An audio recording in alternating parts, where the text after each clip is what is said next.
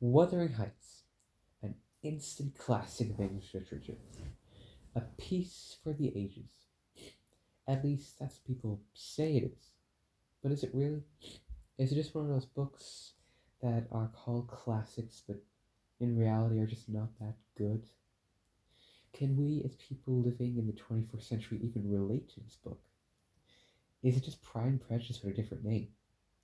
Well, I figured it'd be easier for everyone if I read the book and told you whether it's worth a read. That way you can either pick it up immediately or you can just throw it in the trash and forget about it. So, without further ado, here is my humble opinion on whether or not you should read Wuthering Heights. And before we begin, I would just like to say I do have a bit of a cold mode, so please bear with me. I apologize if my voice sounds a bit weird. Sorry, I can't really do anything about it, but I apologize. Also, the quality of my copy of Wuthering Heights isn't exactly peak condition, but it's just me. I have a bad habit of ruining good quality books. If you saw my collector's edition of Pride and Prejudice and you were a Jane Austen fan, you might, I don't know, get infuriated with me. Anyways, I apologize for all that. So, before we begin with the actual story, a little bit of context is definitely necessary. Wuthering Heights was written by Emily Bronte, and yes, she is one of the Bronte sisters, in 1847 when she was only 29 years old. Yeah, that's right. She wrote one of the most famous books in all of English literature before the age of 30. And the most annoying fact was that Wuthering Heights was Emily's only book. She died the next year at the age of 30. Imagine living in a world where Jane Austen only wrote Sense and Sensibility and never got to write Pride and Prejudice. That is what it feels like. Regardless of all that, though, when Wuthering Heights was published, it was a huge failure, and Bronte would never get to see how successful her book would become. The book was really controversial due to a lot of Bronte's really crude descriptions of scenes in the book.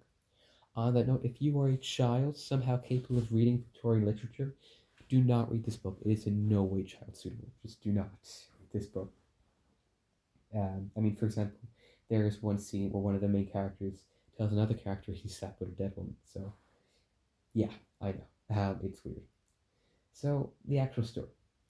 Wuthering Heights takes place in the rural Yorkshire countryside where the moors that Emily Bronte actually grew up in are. And this book really is just 300 pages of Bronte describing how beautiful and how incredible these moors that she grew up on are. It quite literally could be interpreted as a love letter to, I suppose, nature and like the place she grew up in. She truly did love them, and if you like flowery, poetic, and metaphoric language, is that a word? Metaphor?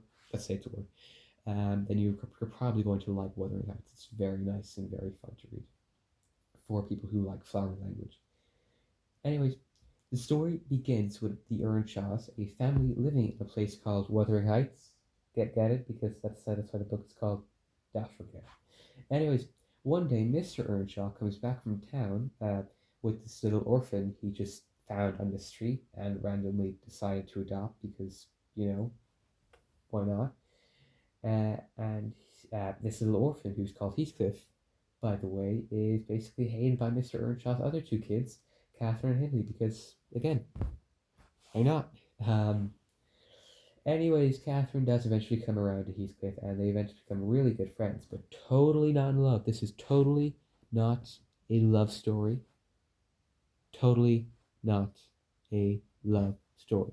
Just totally not. Totally not. Just get that out of your mind, because that'd be weird. Right? That'd be weird. Anyways, later, Mrs. Earnshaw, who I barely mentioned and barely will mention, Catherine Hindley's mom, just dies. She just dies. And after this, Mr. Earnshaw grows to love Heathcliff even more than his own biological son. Shockingly, his biological son, Hindley, is a bit unhappy with this turn of events, and he bullies the heck out of Heathcliff for some random reason, until Mr. Earnshaw gets so fed up with Hindley, he just forces him to go to college so he doesn't have to deal with his crap anymore. He really could would just win Dad of the Year. He really is like peak father right there. Anyways, later, after around 3 more years, Mr. Earnshaw just randomly dies in the living room in the middle of a conversation with his daughter Catherine. because, go big or go home, I guess. And he decided to go out in the biggest way he knew possible. So yeah, Hindley just decides to come back from college to Wuthering Heights with his new wife, and basically continue to be a jerk to Heathcliff by kicking him out of the house and making him do day labor. Because if you can't get closure from a dead body, you can sure as heck get it from torturing this random kid. Yeah, I mean Hindley isn't too bad to his sister Catherine though, and they're still pretty close. I mean, he does. I mean, like, Hindley just doesn't really care what Catherine and Heathcliff do when Heathcliff isn't working. He just lets him do whatever. So one night, they just try and sneak into this place called Thrush Cross Grange that's nearby Wuthering Heights, and like try and tease and make fun of the resident child snobs, Edgar and Isabella. But then Catherine gets bitten by this dog and has to stay at the Grange to get better, and basically just comes back this snobbish, elitist, and pretentious little girl who now has like a way more complicated relationship, which will totally, totally end well for everyone, right? Um, oh, and remember Hindley's wife, who I barely mentioned? Well, the reason that I did that is because she dies in childbirth, and Hindley is so shocked by the news he becomes an alcoholic and somehow becomes an even bigger tyrant to everyone around him. He even tries to kill his own son at one point. But that's not even the biggest news, because Catherine agrees to marry one of those snobbish Linton kids, Edgar. And Heathcliff, who by the way is totally not in love with Catherine and totally, totally is not affected by this news, randomly runs away. Man, this book really is one heck of a roller coaster. Jeez. Anyways, long story short, a couple years go by. Catherine, who, as I say, is a spoiled and entitled brat, and will be a spoiled and entitled brat for the rest of the book, and it's really just super unlikable, has now gotten married, lives at Thrushcross Grange, and has a happy life, considering that everyone around her is constantly bending to her will to avoid a full-on temper tantrum. And on this note, Heathcliff returns. But he is no longer the poor boy who was forced to do day labor anymore. No, no. Now he's a big hotshot who somehow got rich while he was abroad. And if you're wondering how he got rich and how he became successful, the book never tells us what he did when he was out of the country, and there are a lot of theories about it. My personal favorite is that Heathcliff fought the American War of Independence, because that just sounds really cool. But anyways, you might be thinking that Heathcliff has come back to see Catherine, who he clearly was in love with, right? No. He came back to exact revenge on everyone. He keeps giving Hindley, who he now lives with at Wuthering Heights since he's a lodger there, he keeps giving Hindley money. Hindley, who's now a drunken gambler, is just descending into debt. And Heathcliff knows that if he keeps giving Hindley more money, he's just going to continue going into more and more debt. And it's just this like step one in his master plan of ruining everyone's lives. He then elopes with Catherine's sister-in-law to screw over her husband Edgar and get in line to inherit Thrushcross Grange when Edgar dies. He was also really cruel to Edgar's sister, and it honestly could win an award for worst marriage ever. Some sort of weird award ceremony. I don't know what that would look like. That'd be really funny, actually. Anyways, Haley eventually dies thanks to his quote unquote lovely lifestyle, and Heathcliff stands to inherit Thrushcross Grange, and even Hindley's own son inheriting from it. And on that lovely and inspiring note, Catherine just dies. Yeah, I know, one of the main characters is dead halfway through the book. Um, yeah, she gets really ill, then goes into labor because she was pregnant at the time, gives birth to a baby girl, and promptly leaves the book and goes on to torture literally everyone from the great beyond. Um, yeah, oh, yeah, Heathcliff's wife also runs away to London and gives birth to a baby boy. Jeez, what a book. So, yeah, this is just one depressing book, and we're not even done yet because 13 years go by, and Catherine, the old Catherine's daughter, grows up and lives with her dad. We see everyone calls her Kathy, and for simplicity's sake, I'm going to call Catherine, who is the old Catherine's daughter, but it has the same name. I'm also going to call her Kathy, just so that no one gets confused and tries to figure out which Catherine I'm talking about. Yeah, just again for simplicity's sake. Uh, anyways, Cassie, who's basically just the image of her mother, is basically banned by her father from ever going outside Trustcross Grange, due to the fact her father is very justly paranoid she might meet that demon incarnate Heathcliff. Yeah, so remember that plan I literally just told you that Cassie's dad had in place to make sure she never, ever, ever met Heathcliff and found Wuthering Heights? But that was a complete failure. Just gonna get that out there. Yeah, I one day she just happened to find it when she was wandering off on her own on the moors between the two places, and she meets Heathcliff and her cousin Harrison. Remember him?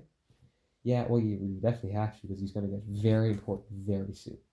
Oh, and while all this is happening, Heathcliff's wife, the sister of Edgar Linton, dies because everyone else is dying. Why not she join? Why shouldn't she join the club? You know. Anyways, her son Linton is now coming to live with Edgar and Kathy at Thrushcross Grange, which is a great thing, right? You know, like family getting back together. Nope, nope. Heathcliff sees another opportunity to antagonize and torture literally everyone around him, and decides that he wants to raise a son who, by the way, is very weak and sickly, and basically beats and abuses him for the rest of his life. Again, such a nice, light read. Um, Anyways, 3 years later, Kathy once again meets that despicable Heathcliff guy, and he convinces her to go with him to Wuthering Heights, where she meets her cousin Linton, and she then probably falls in love with him.